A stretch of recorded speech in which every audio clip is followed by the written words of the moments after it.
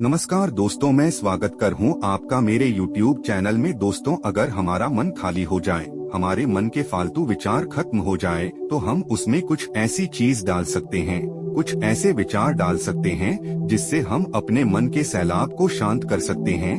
जो विचारों का सैलाब हमारे मन में चलता रहता है, उसे हम अच्छी तरह रोक सकते हैं, और एक बार हमारे मन की बकबक रुक जाए तो फिर हम मन से जो चाहे वह करवा सकते हैं। इसीलिए अगर आप मन की बकबक को शांत करना चाहते हो तो इस कहानी को आखिरी तक जरूर सुनिएगा, और यह कहानी आपको कैसी लगी कमेंट सेक्शन में जरूर बताइएगा।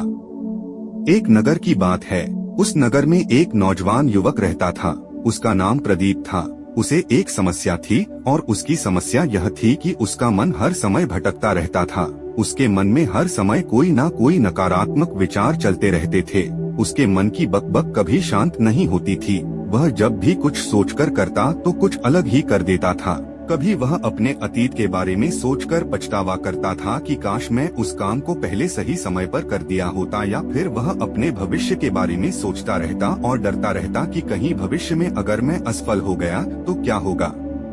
अगर मुझसे कोई गलती हो गई तो लोग मेरा मजाक उड़ाना शुरू कर देंगे, और ऐसे ही कई सारे नेगेटिव और असफलता से भरे विचार उसके मन में आते रहते थे। प्रदीप हमेशा ही अपने विचारों में खोया रहता। वह अपने विचारों से मुक्ति पाना चाहता था। प्रदीप चाहता था कि उसके मन में कोई भी फालतू विचार कभी भी ना आए, लेकिन हर समय विचारों का सैलाब उसके मन में उठता ही रहता। इसलिए जीवन में वह बहुत परेशान हो गया था। फिर एक दिन उसे किसी ने बताया कि यहीं पास के ही जंगल में कुछ बौद्ध भिक्षु रहते हैं। वो तुम्हारी मानसिक समस्या का समाधान अवश्य कर देंगे।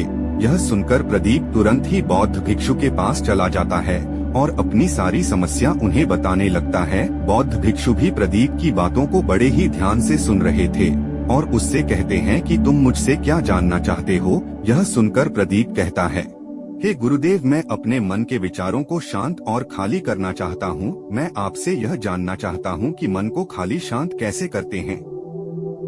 मेरा मन हर वक्त विचारों से भरा रहता है। मेरा ध्यान एक जगह लग ही नहीं पाता है, जिसके कारण मेरे हर काम में समस्या आ जाती है। मैं जो भी काम करता हूँ तो नकारात्मक विचारों के कारण उस काम को सही से नहीं कर पाता हूँ। मेरा मन एक जगह स्थिर ही नहीं रह पाता है, और इसी तरह हर दिन मेरे मन में हजारों विचार चलते रहते हैं। और ये कब होता है, क्यों होता है, मुझे कुछ पता नहीं चलता। बहुत देर बाद मुझे एहसास होता है कि मैं क्या करने बैठा था और मैं क्या कर रहा हूँ। गुरुदेव, मैं अपने मन के विचारों को खाली कर देना चाहता हूँ। मैं चाहता हूँ कि मेरे मन में एक भी नकारात्मक विचार न आए। फिर बुद्ध भिक्षु ने कहा कि किसी समस्या का समाधान तभी निकाला जाता है जब हम उस समस्या की जड़ तक पहुंच जाते हैं, समस्या को ठीक से समझते हैं और जानते हैं। बौद्ध भिक्षु कहते हैं, जिस मन को तुम खाली करना चाहते हो, क्या तुमने उस मन को कभी भी थोड़ा बहुत भी समझा है, जाना है? यह सुनकर प्रदीप ने कहा कि गुरुजी, मैंने अपने मन को जानने की बहुत कोशिश की है, लेकिन मैं जितना इसके बारे में जानता हूँ, मेरा मन उतना ही रहस्यमय हो जाता है। फिर बुद्ध भिक्षु ने प्रदीप को एक घड़ा देते हुए कहा कि जाओ और इस घड़े में छोटे छोटे पत्थर भरकर लेकर आओ। फिर वह युवक वहाँ से गया और छोटे छोटे पत्थर भरकर लेकर आया और उस घड़े को बौद्ध भिक्षु के पास रख दिया। फिर बुद्ध ने उस युवक से कहा कि इस घड़े को तुम अपना मन समझो और इस गड्ढे में भरे हुए पत्थरों को अपने विचार समझो। अब इस घड़े में और पत्थर डालो। उस युवक ने घड़े में और पत्थर डालना शुरू किया। क्योंकि घड़ा पहले से ही भरा हुआ था तो एक दो पत्थर डालने के बाद बाकी सारे पत्थर नीचे गिरने लगे। फिर बुद्ध भिक्षु ने प्रदीप से कहा, रुको और जरा ध्यान से देखो। अब घड़े में पत्थर नहीं जा रहे हैं, बल्कि पत्थर नीचे गिर रहे हैं। क्योंकि यह एक घड़ा है, जितना इसमें आ सकता था वहाँ गया, अब इसमें और पत्थर नहीं आएंगे। अगर दूसरे पत्थर डालने हैं तो पहले वाले पत्थरों को निकलना होगा। यह सुनकर प्रदीप ने कहा, गुरुदेव, मैं आपकी बात समझ गया हूँ कि आप मुझे क्या बताना चाहते हैं। हमें अपने मन से विचारों को ही खाली कर देना चाहिए। प्रदीप की यह बात सुनकर बुद्ध भिक्षु मुस्कुराने लगे और कहा, पहले मेरी पूरी बात तो सुन लो, उसके बाद मन को खाली कर लेना। फिर बुद्ध ने प्रदीप को कहा कि हमारा मन एक घड़े से बिल्कुल उल्टा है। क्योंकि घड़े को तुम पत्थरों से भर सकते हो, लेकिन मन को विचारों से नहीं भर पाओगे, क्योंकि मन तो हमेशा खाली रहता है। यह सुनकर प्रदीप ने कहा, गुरुदेव, मुझे आपकी बातें कुछ समझ नहीं आ रही है। मन अगर खाली रहता है तो फिर हम उसे खाली करना क्यों चाहते हैं? मन को खाली करने की क्या ही आवश्यकता है? फिर बुद्ध ने उससे कहा कि इस घड़े से एक एक करके पत्थरों को बाहर निकालो। प्रदीप ने वैसा ही किया। वह घड़े से एक एक करके पूरे पत्थरों को बाहर निकलता रहा और ऐसा करते करते अंततः घड़ा खाली हो गया। फिर बुद्ध भिक्षु ने प्रदीप से कहा, देखा, जब एक एक करके तुमने पत्थरों को बाहर निकाला तो यह घड़ा खाली हो गया।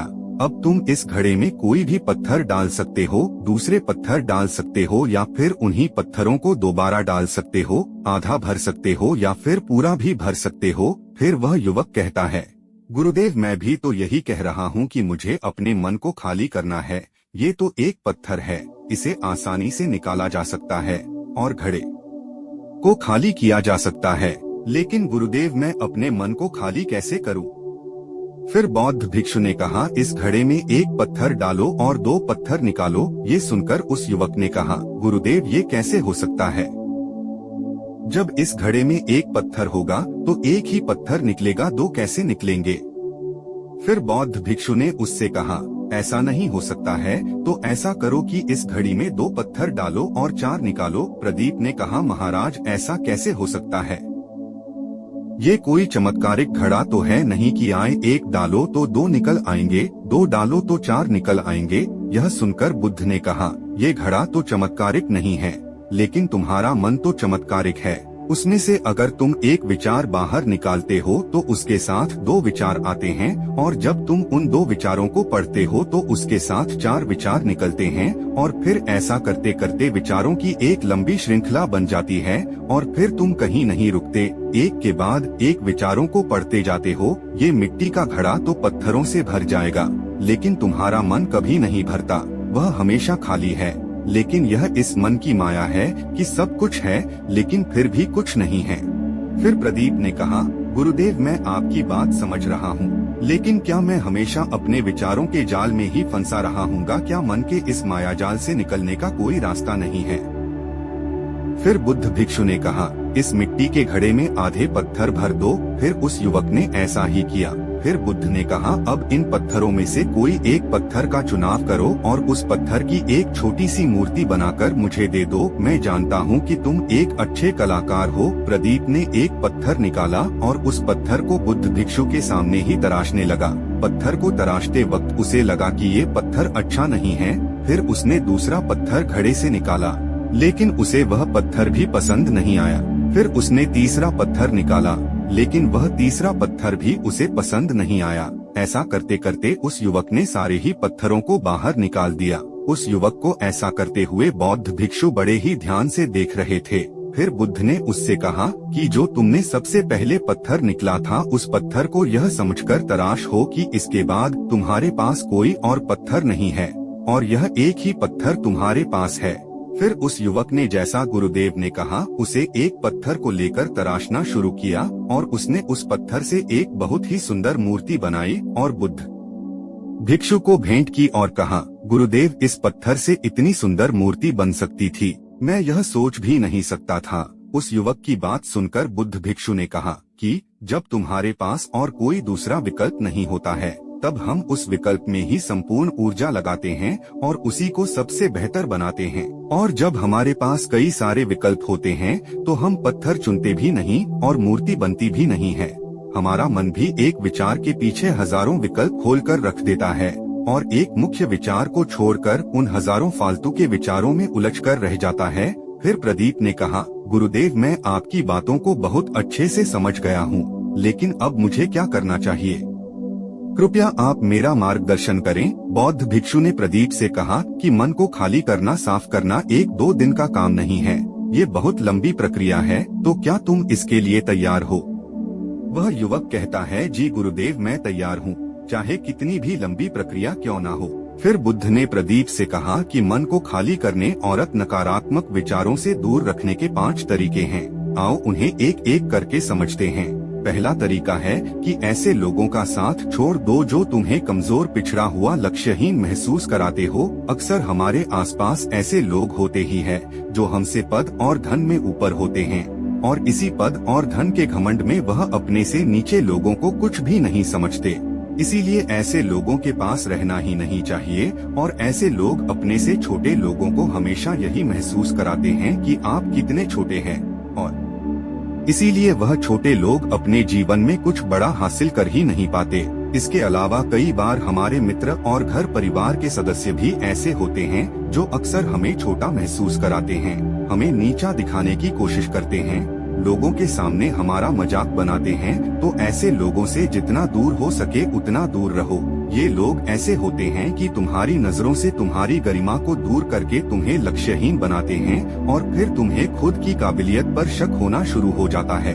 तुम्हारे अंदर खुद के प्रति नकारात्मक भावनाएं आ जाती है और यह नकारात्मक विचार तुम्हें मानसिक तनाव और चिंता की ओर ले जाते हैं। फिर बुद्ध भिक्षु दूसरा तरीका बताते हुए कहते हैं कि तुम बहुत ही कम और चुनिंदा लोगों को ही अपना मित्र बनाओ। ऐसे लोगों को ही अपना मित्र बनाओ जिससे तुम कुछ सीख सकते हो, जिनकी तुम इज्जत कर सकते हो, जो तुम्हारी भावनाओं को समझ सकें, जिनकी सोच तुमसे मेल खाती हो, जो जीवन में तुम्हें आगे बढ़ने में सहायता करें। हमारे जीवन में हमारे माँ बाप के बाद हमारे मित्रों का ही सबसे ज्यादा योगदान होता है। इसीलिए मित्रों का सही होना भी बहुत आवश्यक है। ऐसा कहा भी जाता है, तुम उन लोगों का प्रतिबिंब हो जिनके साथ तुम सबसे ज्यादा वक्त बिताते हो। अगर तुम्हारे आसपास के लोग जिनके साथ तुम सबसे ज्यादा वक्त बिताते हो वह ईमानदार है तो तुम भी धीरे धीरे ईमानदार होना शुरू कर दोगे, और अगर वह लोग अमीर हैं तो तुम भी धीरे धीरे अमीर बनना शुरू कर दोगे। कहने का अर्थ यही है कि तुम वैसे ही बन जाते हो जिस तरह के लोगों के साथ तुम अपना समय व्यतीत करते हो। किसी महान दार्शनिक ने कहा था कि तुम मुझे किसी भी इंसान के मित्रों से मिलवा दो, मैं उसके मित्रों को देखकर उस इंसान का भविष्य बता दूंगा। हमारी सबसे बड़ी समस्या यह है कि हम लोगों को नहीं बोल पाते हैं। जिन लोगों के साथ हम रहना पसंद भी नहीं करते हैं, ना चाहते हुए भी हमें उन नकारात्मक लोगों के साथ वक्त बिताना पड़ता है, जिनके साथ रहकर हमें लगता हो कि यह हमारी जिंदगी खराब कर रहे हैं।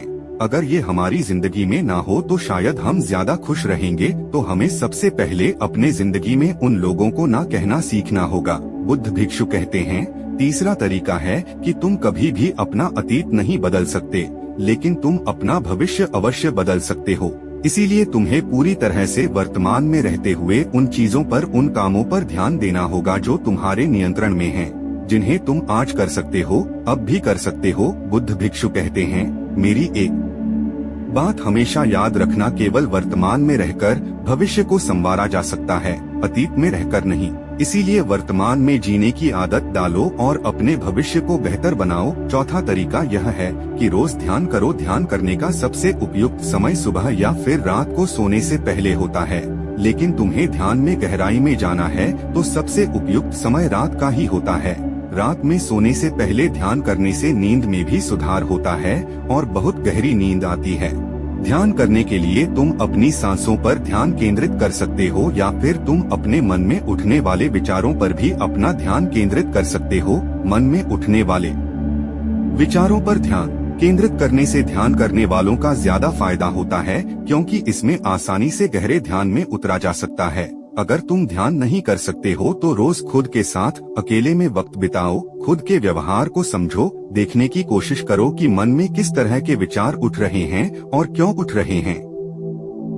बुद्ध भिक्षु आगे बताते हुए कहते हैं, पांचवा तरीका है कि तुम नई नई जगह घूमने जा सकते हो, क्योंकि एक पुरानी कहावत है कि एक लंबी यात्रा आपको 100 किताबों के बराबर ज्ञान देती है। गौतम बुद्ध अपने जीवन काल में 9 महीने लगातार घूमते रहते थे।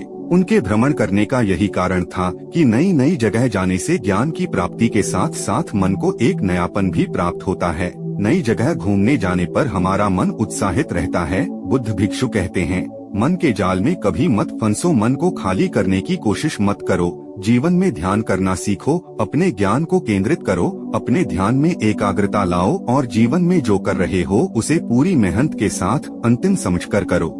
उस काम को ऐसे करो कि उसके बाद तुम्हें और कुछ नहीं करना है, और जब फिर दूसरे विचार पर कार्य करो तो बस उसी पर कार्य करो, किसी तीसरे विचार पर नहीं।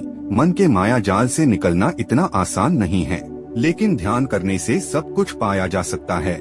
आई होप आज की इस कहानी से आपने जरूर कुछ ना कुछ मूल्यवान सीखा होगा। कहानी अच्छी लगी हो तो वीडियो को लाइक और कमेंट करें और ऐसी ही प्रेरणादायक कहानियाँ सुनने के लिए इस चैनल को सब्सक्राइब जरूर करें। मिलते हैं अगले वीडियो में, तब तक के लिए धन्यवाद।